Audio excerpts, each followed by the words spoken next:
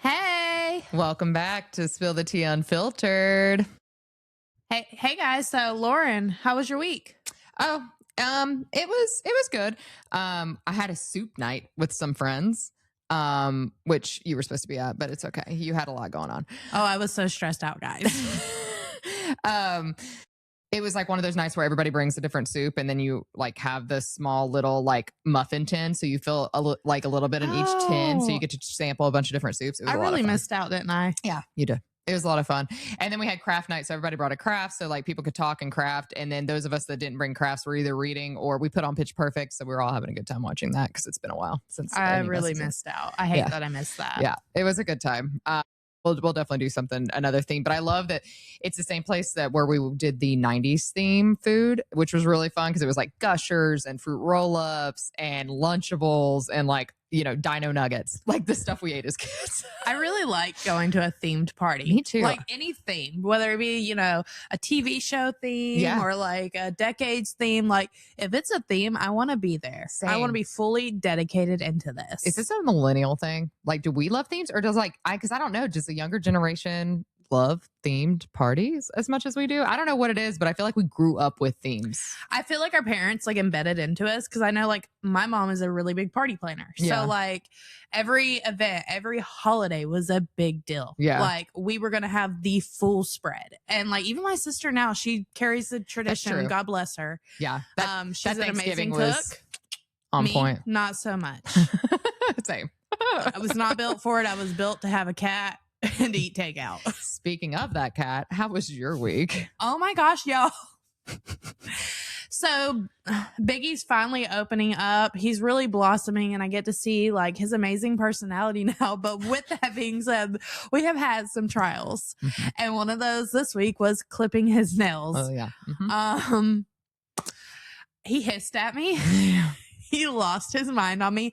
But in the end, I think it's really like transformed our relationship. He knows you're the boss. Yeah, now he knows I'm the boss. He's been like super cuddly. He literally like was brushing his face all over mine the other day. I was like, are you trying to make out with me? Like, what are you doing right now?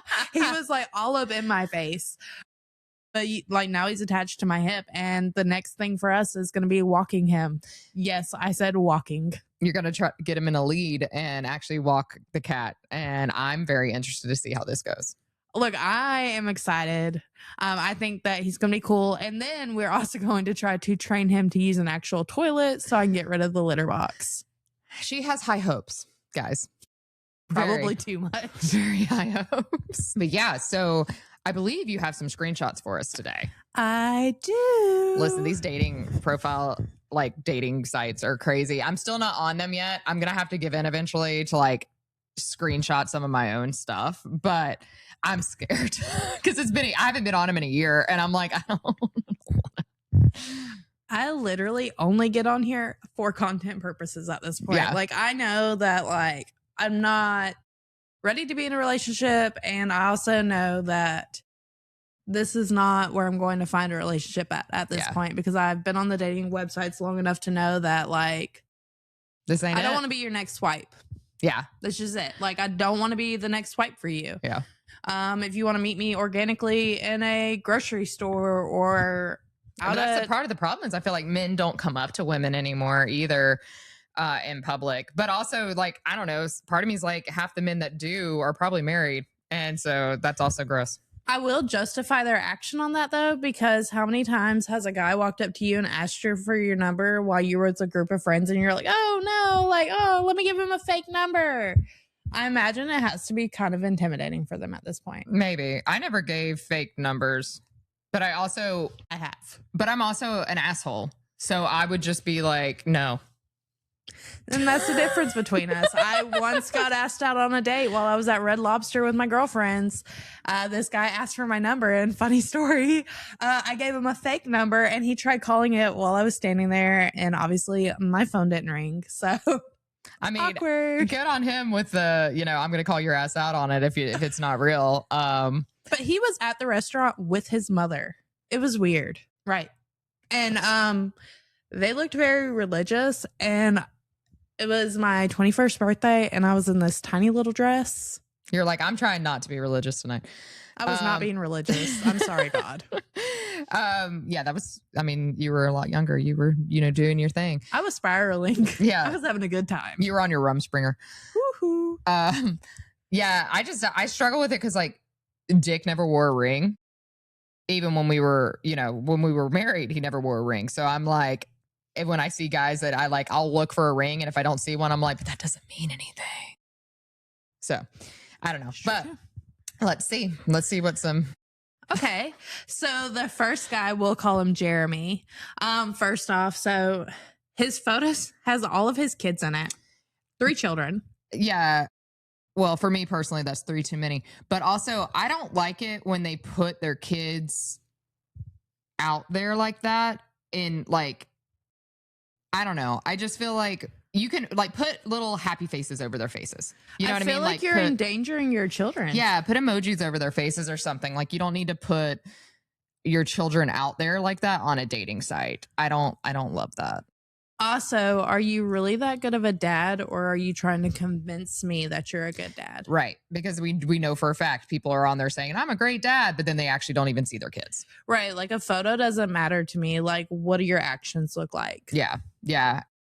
Happily divorced. Okay. But I don't know. It's like 50-50 custody, an active parent, engineer. I'm a licensed professional in my respective field. I structure my days around spiritual, mental, and physical well-being, looking for someone emotionally mature and drama-free. Honest, who knows what they want. I have a feeling that a lot of the men, not a feeling, I know for a fact that a lot of men that say they don't want drama are the drama. Typically, they are the drama, for sure. Also lives like an hour away from here. So why are you looking an hour outside of your town? Right. Like, do you have a wife at home you're hiding from? You're like, not happily divorced? Yeah, right. Like, I'm like, It's not 50-50 custody. It's actually 100-100. You're just telling me 50-50 because you're going to have the kids on the date. Yeah. I don't know. It's weird. I just don't trust that. I don't trust it when men say that they don't like drama, because I'm like, why do you feel the need to say that? Because then are you the drama? Because Dick still to this day says that, like, I don't like drama. I'm like, sir, you slept with 20 plus women while we were together. You are the drama. You hid children. Like, you're the tea. Because I made a podcast, I'm the drama. No, I'm just calling you out on your shit. There's a difference. So this guy, we have another guy. He says that he's a small town dad living the life in the fast lane. Another fast lane. I hate that saying. The amount of men who, like, first of all, that's ChatGPT all day.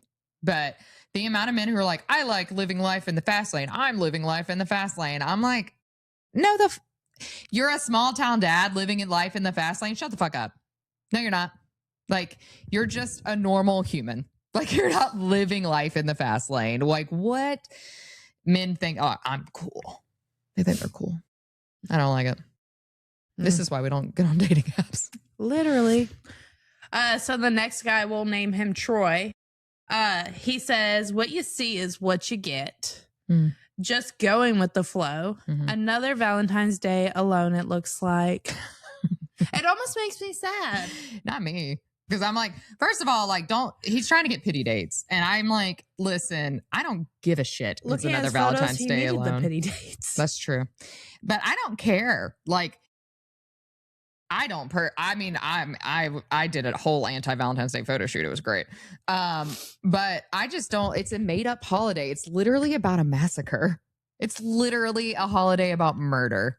And then I got shit for doing an anti-Valentine's Day shoot. And I was like, you idiots do know where Valentine's Day comes from, right? Right. Like, it was a massacre. So why? I mean, because I'm stabbing something, it's on brand. And it's not my fault that you're an idiot. But no, that to me just says that he wants, and the fact that he's not serious if he's he's in his late 40s. His first picture is a meme, and it says looking for chatting, friendship, and something casual or long term. Sir, so anything he can get. You're old. Literally, what I read from that is anything that he can get. Yeah, desperate. Scraping the bottom of the barrel. Desperate. That's what. Bless his heart. All right. So the next one we'll name Roy. Says he's a proud dad of 2 amazing young men who keep life fun and meaningful. I enjoy fishing, hiking, and spontaneous vacations whenever I can escape.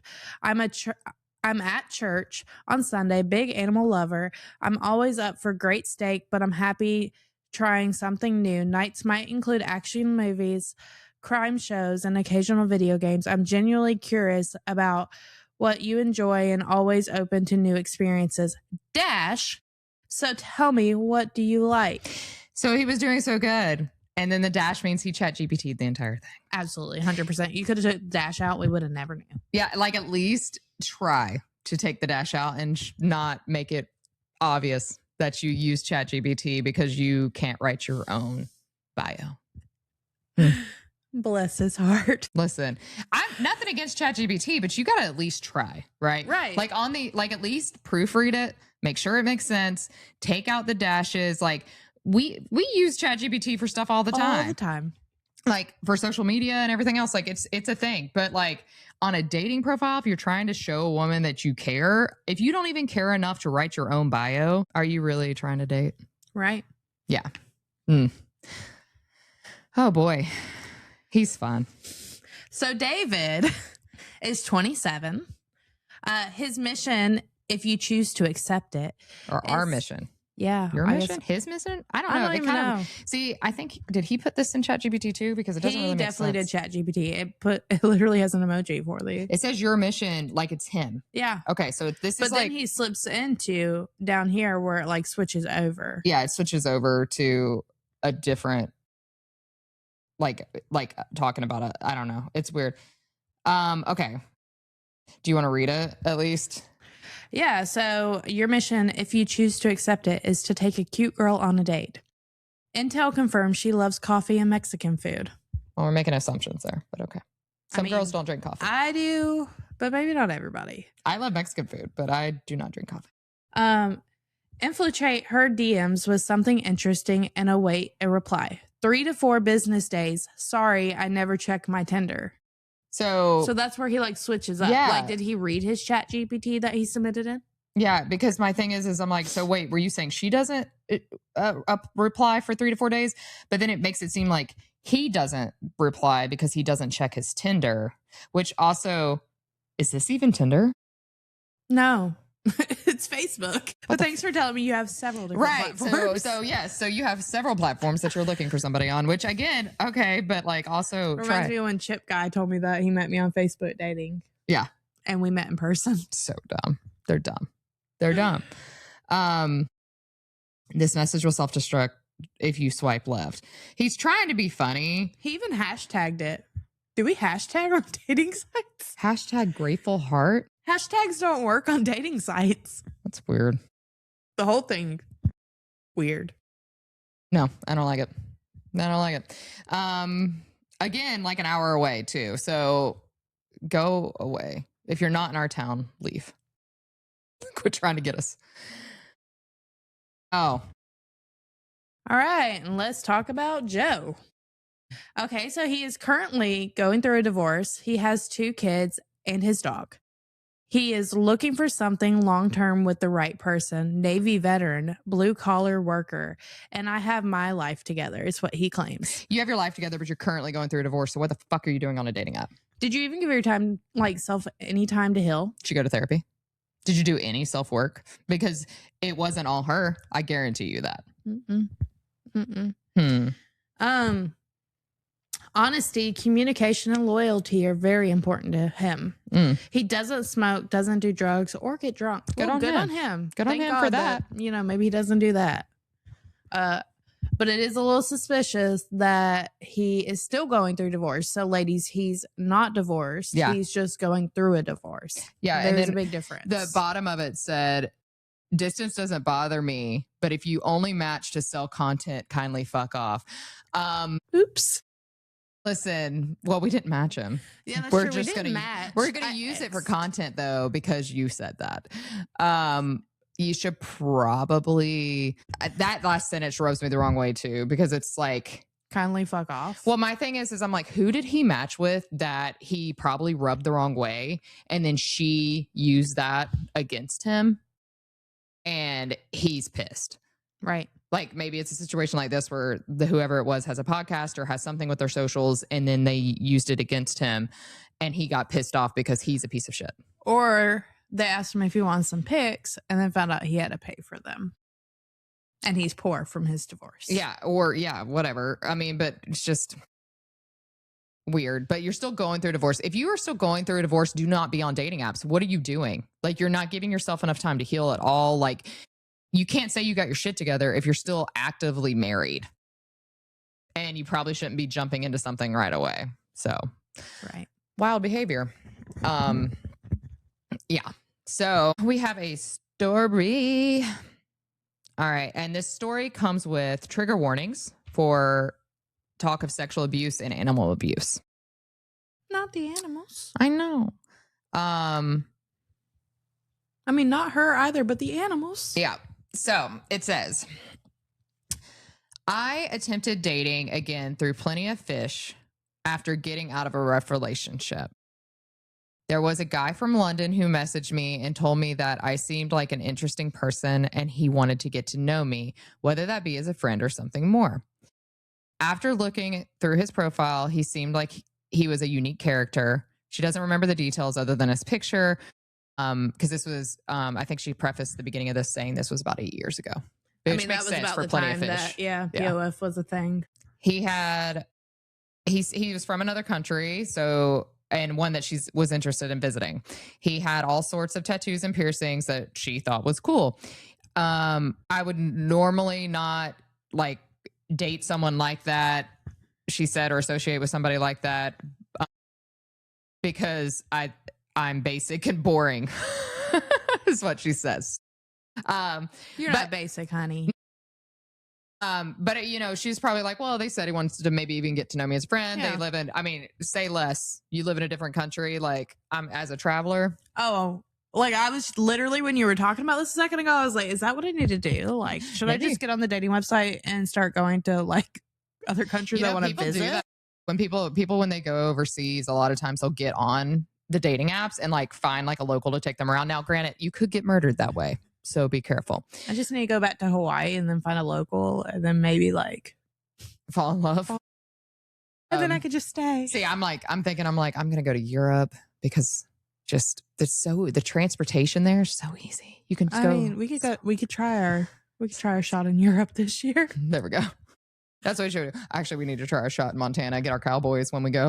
My mother-in-law is going to make sure of it. Okay. She talks about it all the time. I love to go horseback riding. If there's a hot cowboy involved, that's fine with me.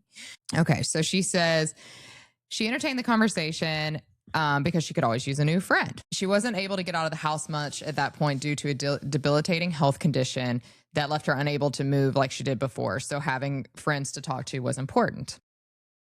She asked about his piercings. He had 2 big gauges in his ears, as well as a septum piercing. He told me about his nipple piercings and another one called a Prince Albert. Oh, she had no clue what that was. Bless her heart. So being as naive as I was during the conversation and not doing my research before my response, I asked him what a Prince Albert was. Without warning, he straight up sent me pictures with a piercing sticking out from the pee hole and the circle around underneath it. Another unsolicited pic. Yeah, because in that case, he probably thought that she was looking for it. Maybe. Still, like, maybe just ask before you send any dick pics. Like, just explain it. Like, hey, it's a piercing. It's a piercing on my wee-wee. So, but I thought maybe it was unintentionally warranted since I asked him what the piercing was. I made a joke about it and said that probably hurt like hell. And he said, oh, it absolutely did. And then moved on from the conversation as if he didn't just send that photo.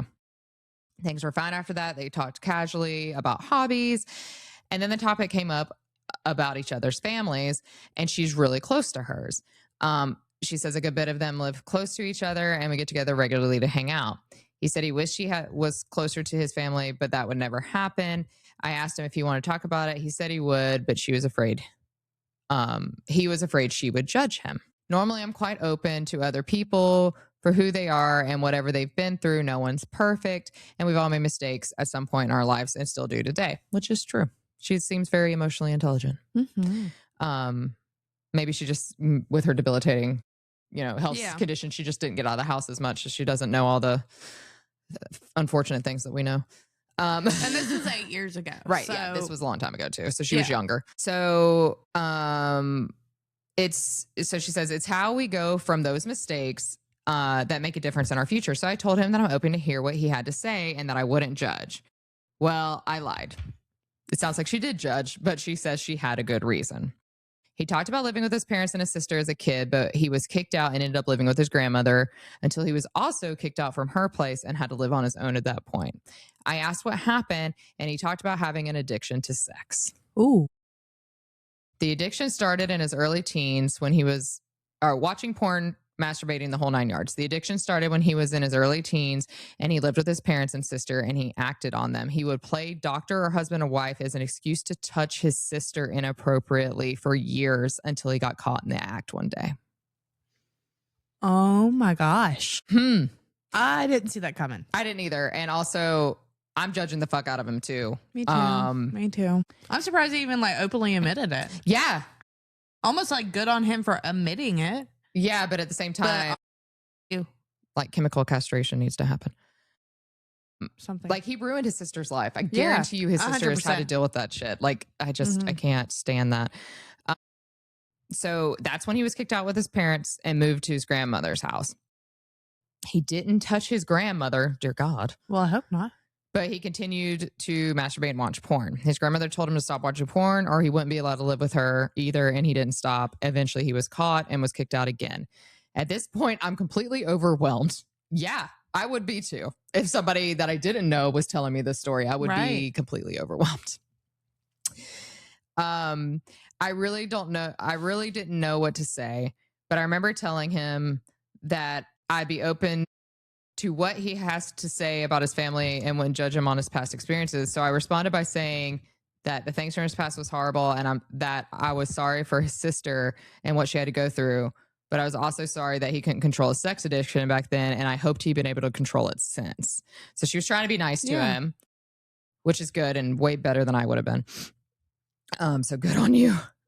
He told me that unfortunately he wasn't able to control it completely. Oh. I asked him what he meant by that, and I absolutely regret asking that.